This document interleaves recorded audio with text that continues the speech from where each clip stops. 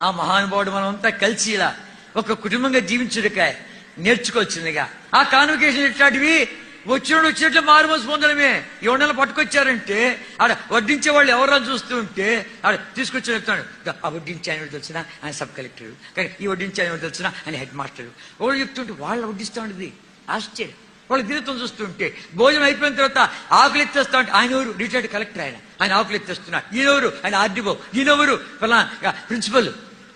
వాళ్ళ యొక్క విధే చూస్తూ ఉంటే వాళ్ళ ఆకులు ఎత్తేస్తాడు. అవును, దేవుని ఇంట్లో పనిచేస్తే ఆశీర్వాదం అని చెప్పి నేర్పించాడు.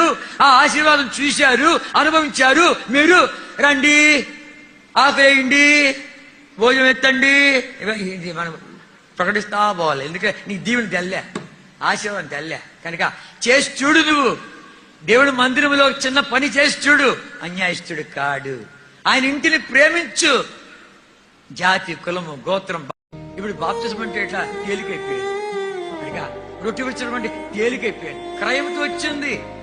ఇప్పుడు ఇక్కడ కాబట్టి మా ఇంట్లో పెట్టుకుంటున్నా పోవయ్యా అని చెప్పి ఎంతమంది ఇంట్లో పెట్టుకుంటుండలే.